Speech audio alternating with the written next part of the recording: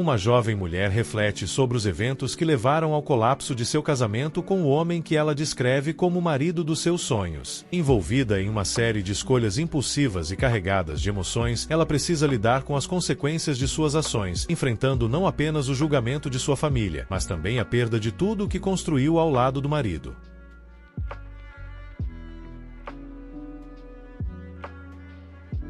Abri meu casamento, engravidei e agora meu marido quer o divórcio e eu vou embora.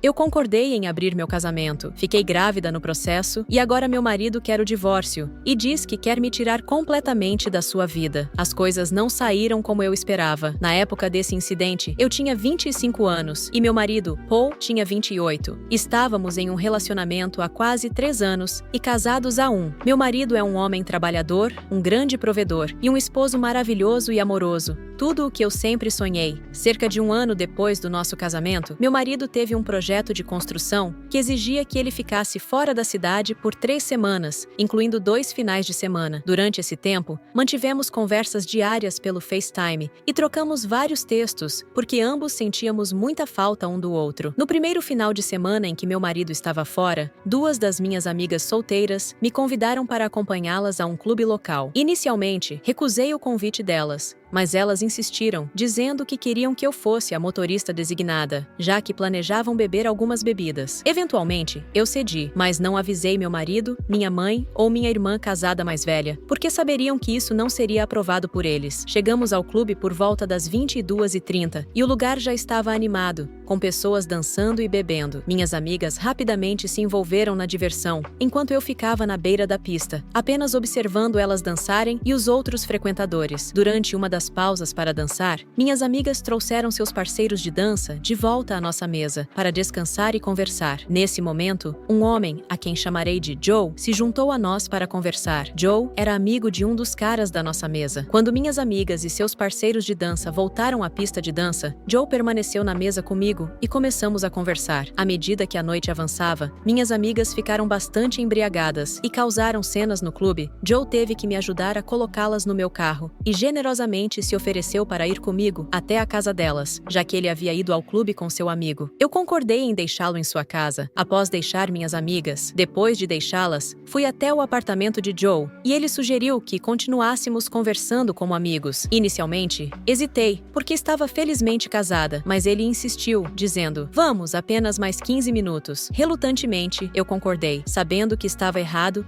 e prevendo o que poderia acontecer. Quando chegamos ao apartamento dele, pegamos um pouco de água com gás e nos sentamos no sofá, conversando. Após apenas alguns minutos de conversa, Joe me beijou suavemente nos lábios e as coisas escalaram rapidamente, a ponto de ficarmos íntimos apenas 5 minutos depois. Depois, eu imediatamente reconheci a gravidade das minhas ações e disse a Joe que nunca mais poderia vê-lo ou falar com ele, porque estava felizmente casada e me sentia tomada pela culpa. Ele expressou compreensão e arrependimento, reconhecendo que também cometera um erro ao se envolver com a esposa de outro homem. Não trocamos informações de contato, números de telefone ou sobrenomes. Ambos morávamos em Los Angeles, a cerca de 30 minutos de distância. Então, as chances de nos encontrarmos novamente eram pequenas. Eu ingenuamente acreditei que poderia me livrar desse erro uma única vez, mas estava enganada. Alguns dias se passaram e minha menstruação não apareceu. Não chegou após 1 semana, depois 2. Quando meu marido voltou para casa, retomamos rapidamente o relacionamento amoroso, mas eu carregava esse segredo sombrio dentro de mim. Sabia que, se estivesse grávida, o bebê seria de Joe, já que ele não usou proteção, enquanto meu marido e eu sempre usávamos. Desesperada, fui à farmácia comprar um teste de gravidez caseiro e meus piores medos se confirmaram. Eu estava grávida do filho de Joe. Dominada pela culpa e nojo de mim mesma, eu precisava desabafar com alguém. Então marquei uma reunião com minha mãe e minha irmã para contar minha situação e pedir conselhos. Quando revelei o que havia acontecido, minha mãe e minha irmã reagiram com profundo nojo e raiva. Ambas tinham grande afeição por meu marido e não conseguiam entender por que eu teria agido dessa forma. Nossa família toda era devotamente católica e todos nós seguíamos nossa fé. A infidelidade era um assunto tabu, visto como um ato verdadeiramente vergonhoso. Eu sabia que, a partir daquele momento, casamento, eu seria uma pária dentro da minha própria família. Apesar da nossa fé católica, confessei que tinha a intenção de interromper a gravidez, pois não podia correr o risco de perder meu marido. Meu plano era interromper a gravidez na próxima vez em que meu marido fosse viajar,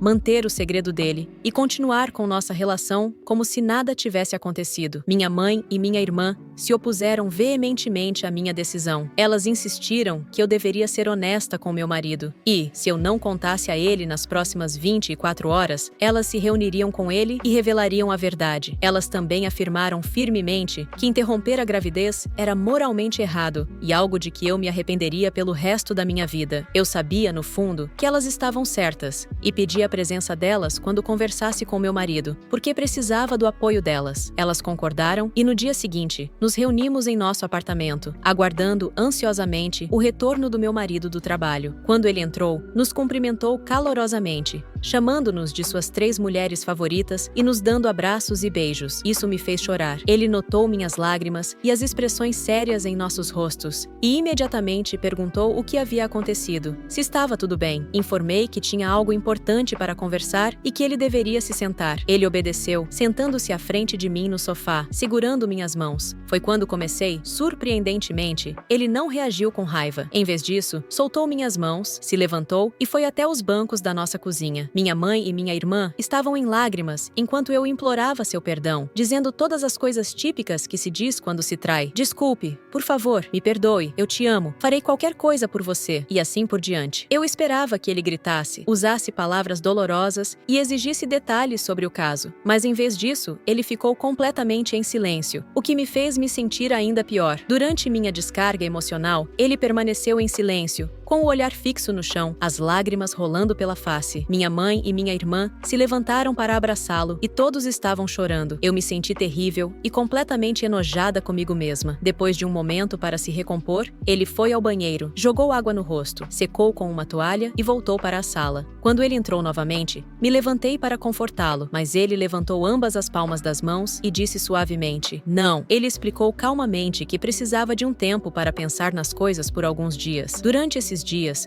continuei tentando fazer com que ele se abrisse, mas ele permaneceu em silêncio. Ele fez suas malas e foi embora. Perguntei para onde ele estava indo, e ele respondeu que ficaria em contato na semana seguinte. Eu bombardei o telefone dele com mensagens de voz e textos, expressando repetidamente minha tristeza e meu desejo de que ele fosse pai do meu filho. Infelizmente, ele nunca respondeu. Em vez disso, uma semana depois, recebi uma ligação de seu advogado, me informando que meu marido estava iniciando o processo de divórcio. Eu fiquei completamente devastada e procurei consolo em minha mãe e minha irmã. Elas me consolaram e garantiram que me apoiariam nessa situação difícil e durante minha gravidez, no entanto, deixaram bem claro que não estavam satisfeitas comigo e estavam completamente ao lado do meu marido. Elas até mencionaram sua disposição para testemunhar em favor dele durante o julgamento, caso eu escolhesse contestar o divórcio. Durante as 2 semanas seguintes, continuei ligando e enviando mensagens para meu marido, despejando meu amor e implorando pela oportunidade de nos encontrarmos cara a cara uma vez mais. Infelizmente, ele nunca respondeu. Em vez disso, ele me enviou uma mensagem através de seu advogado, expressando seus votos de felicidade para mim e para nosso bebê, mas afirmando a necessidade de seguir em frente com sua vida sem mim. Eu fiquei completamente destruída e entrei em uma depressão profunda. Aproximadamente 2 meses depois, todos nós nos reunimos no tribunal para a audiência. Assim que vi meu marido pela primeira vez desde que ele se foi, não consegui controlar as lágrimas e tentei correr até ele. No entanto, minha mãe e minha irmã me seguraram, oferecendo consolo. Como eu não contestei o divórcio e tínhamos poucos bens para dividir, a audiência foi breve. Ao sairmos da sala de audiências, novamente tentei me aproximar dele, mas seu advogado o guiou por uma saída lateral para uma sala de reuniões, para nos manter separados. Avançando para 2 anos depois, agora estou morando com meus pais e criando minha linda filha. Minha mãe, minha irmã e meu pai têm me dado apoio moral e financeiro. Embora me sinta perdida em relação ao que aconteceu com meu casamento, meu marido me deixou e tem se distanciado completamente de mim. Ele não demonstrou interesse em ver nossa filha e continua sem responder às minhas tentativas de contato. Eu sigo com a minha vida, lidando com a culpa de minhas escolhas e tentando lidar com a dor de perder o homem que sempre amei, incluindo os resultados dos testes de DNA. Ela perguntou sobre a reação da minha esposa e eu admiti que não a confrontei porque não tinha certeza sobre seguir com o divórcio até aquele momento. O advogado sugeriu que eu a confrontasse confrontasse com testemunhas para ouvir o lado dela da história, mas eu estava determinado a acabar com o casamento e optei por não seguir esse conselho. Entendi que se a confrontasse, poderia enfraquecer minha decisão e dar outra chance a ela, em vez de prosseguir com o divórcio. O advogado perguntou se eu sabia quem era o parceiro da traição, AP, e eu informei que não sabia. Ela sugeriu investigar registros de chamadas, e-mails, mensagens, entre outros, para possíveis pistas. Ela esclareceu que, pelas leis do nosso estado, como eu era casado quando Seth nasceu, sou o pai legal dele, mesmo ele não sendo meu filho biológico. Ela explicou que a única possibilidade remota de ser liberado das responsabilidades parentais pelo tribunal seria se o pai biológico se apresentasse voluntariamente ou se minha esposa entrasse com uma ação de paternidade contra ele. Com pouco tempo para conduzir esse trabalho de detetive, decidi contratar um investigador particular, PI, recomendado pela minha advogada. Em apenas um dia, revisando os registros do nosso computador e celular, o PI identificou com sucesso o parceiro da traição. As evidências coletadas revelaram que o caso começou em um site de encontros, um dos maiores da época. Amber criou um perfil sob o pseudônimo Elsa25, onde sua biografia afirmava falsamente que ela era solteira, sem filhos, e procurava encontros casuais. O perfil continuava ativo no site, embora todas as fotos tivessem sido removidas. Amber trocou mensagens com vários homens no site por quase 3 meses. Foi profundamente perturbador. A maioria das interações dela consistia em conversas casuais e flertes leves, exceto com o homem com quem teve o caso, que chamamos de Bob. Ele morava a 23 milhas de distância e trabalhava no turno das 15 horas às 23 horas em uma fábrica, coincidindo com a disponibilidade de Amber para comunicação e encontros no apartamento dele. Todas as interações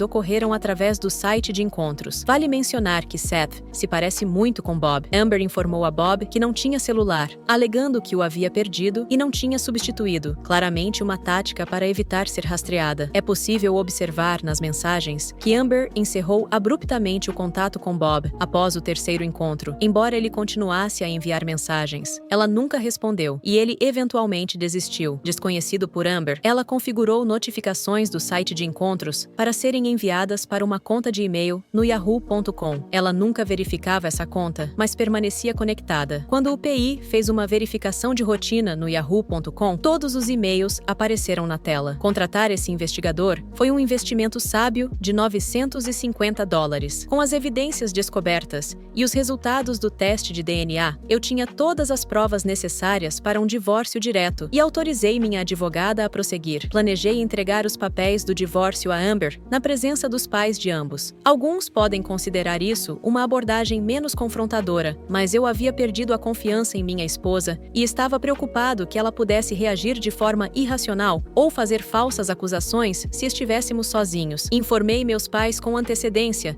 sobre a situação para que não fossem pegos de surpresa e pudessem me apoiar. A reunião foi tensa e eu estava nervoso, mas me mantive firme. Comecei apresentando os resultados do teste de DNA e, em seguida, forneci cópias de mensagens significativas trocadas entre Amber e Bob. Ambos os pais ficaram visivelmente abalados, assim como Amber, que me olhou com uma expressão atordoada, usando um olhar de arrependimento e tristeza, e chorou em silêncio. Acredito que ela sofreu um colapso mental naquele dia, algo semelhante a PTSD, pois ela não foi mais a mesma desde então. Quando a tensão na sala começou a diminuir, Amber expressou profundo arrependimento e pediu perdão, explicando que amava a mim e nossa família mais do que tudo. Disse que a perdoava, mas entreguei a ela um acordo de separação. Expliquei que queria uma separação legal de 6 meses e sugeri que ela ficasse com os pais nas próximas 2 semanas para me dar espaço para refletir. Após essas 2 semanas, ela poderia voltar para nossa casa para completar a separação legal, mas deixei claro que um dos meus pais estaria presente o tempo todo, pois eu não confiava mais nela. Entreguei também o acordo de divórcio e informei que ela precisaria contratar um advogado. Nesse momento,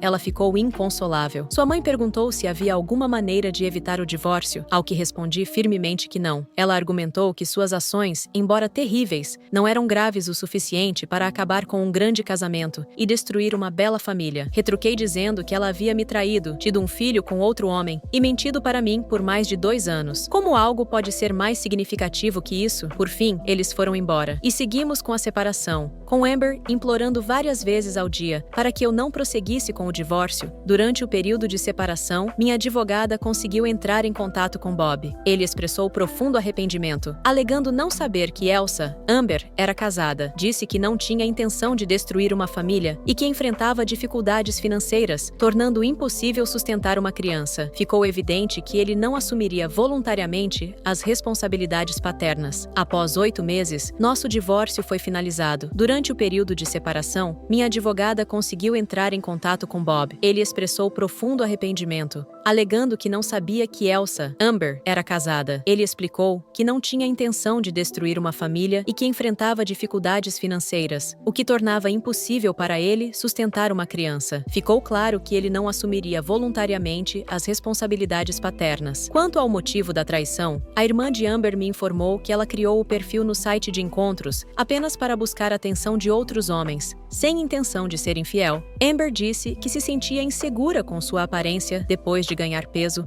após o nascimento de nossos 3 filhos. Ela queria saber se outros homens ainda a achavam atraente. É importante notar que eu nunca critiquei o peso ou a aparência dela. Sempre a tranquilizei, dizendo que ela era linda, porque aos meus olhos, ela realmente era. Avançando 8 meses, nosso divórcio foi oficialmente concluído. Minha advogada solicitou uma divisão igualitária dos bens, mas omitiu pensão alimentícia do acordo devido à infidelidade dela e à existência de um filho fruto do caso. A pensão alimentícia foi pedida apenas para os meus 3 filhos biológicos, embora fosse esperado que o juiz pudesse exigir suporte financeiro para Seth, já que eu era o pai legal dele. No final, o juiz determinou que eu deveria pagar pensão alimentícia por Seth também. No entanto, a pensão alimentícia foi removida do acordo devido à infidelidade e ao filho gerado no caso. O juiz me concedeu a casa como parte do acordo, mas atribuiu 51% da custódia principal para Amber. Depois de proferir a sentença, o juiz perguntou se Amber e eu tínhamos alguma pergunta ou comentário. Amber aproveitou para expressar mais uma vez seu arrependimento,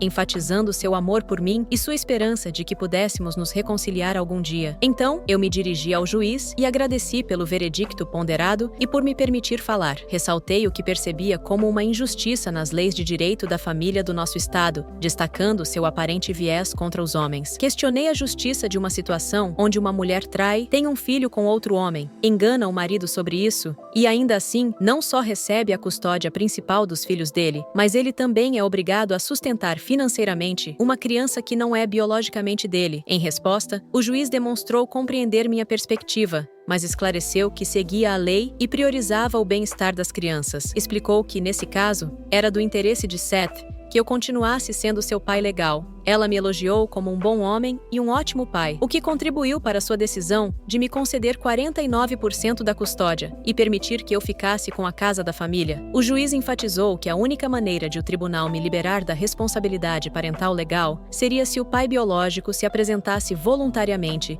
e assumisse essa responsabilidade. Ela também observou que, mesmo que isso acontecesse, o tribunal faria uma avaliação completa para determinar a aptidão mental e financeira do pai biológico antes de tomar qualquer decisão. Eu informei ao juiz que já tinha fornecido ao tribunal o nome e o endereço do pai biológico. Perguntei se essa informação era suficiente para, pelo menos, iniciar uma ordem judicial para um teste de DNA. O juiz esclareceu que isso era um assunto civil e que os tribunais geralmente não intervêm dessa maneira. Explicou que minha ex-esposa ou eu precisaríamos persuadir o pai biológico a se apresentar voluntariamente, ou minha ex-esposa poderia entrar com um processo de paternidade contra ele. Neste ponto, o advogado da minha ex-esposa interveio, expressando a relutância de sua cliente em envolver outro homem na vida de seu filho, afirmando que Seth já tinha um pai maravilhoso em mim. Concluí minha declaração com a sensação de que todos no tribunal estavam essencialmente me dizendo: azar o seu, lide com isso. Quis destacar essa troca no tribunal para incentivar qualquer homem que esteja considerando o casamento a pesquisar minuciosamente as leis do estado. A audiência foi encerrada e eu estava oficialmente divorciado. Cumpri minhas obrigações de pensão alimentícia e continuei sendo o melhor pai que pude ser para todos os meus filhos, incluindo Seth. Apesar das circunstâncias, tratei-o de maneira igual, porque ele era meu filho e eu era o único pai que ele conhecia. Eu o amava. Alguns anos depois, Conheci e me casei com Jill, e tivemos 2 meninos. Agora tenho um total de 6 filhos, e não poderia estar mais feliz. Agradeço a Deus todos os dias por me abençoar com meus filhos, e por trazer Jill para minha vida no momento certo. Quanto a Amber, já a perdoei há muito tempo. Atualmente, ela se concentra em ser mãe e cuidar de seus pais idosos. Desde nosso divórcio, ela ganhou bastante peso e foi diagnosticada com diabetes tipo 2, precisando tomar medicação diariamente. Antes de eu me envolver seriamente com Jill, Amber fez inúmeras tentativas para me reconquistar. Chegou ao ponto de tentar manipular os filhos para me convencer, mas rapidamente coloquei um fim nisso. Com o passar dos anos, ela pediu desculpas inúmeras vezes, reconhecendo que a traição foi a pior coisa que já fez. Atualmente, estamos em bons termos e a coparentalidade tem sido tranquila. Amber está planejando fazer um curso para se tornar LPN, Licensed Practical Nurse, já que precisará de uma fonte estável de renda quando a pensão alimentícia começar a expirar nos próximos anos. À medida que cada criança completar 18 anos, ela ainda dirige a van de 11 anos que recebeu no acordo de divórcio, mas ela precisará ser substituída em breve. Ao longo dos anos, Amber saiu com alguns homens mais velhos, mas nada se transformou em um relacionamento sério. Suponho que seja difícil namorar quando se é uma mulher com 4 filhos. Isso é tudo que eu queria compartilhar. Mais uma vez, deixo este conselho. Se você é um homem considerando o casamento, tire um momento para refletir, reunir seus pensamentos e garantir que você tem uma parceira maravilhosa. Antes de tomar uma decisão potencialmente transformadora, familiarize-se com as leis de família do seu estado. É um passo que você não vai se arrepender no futuro.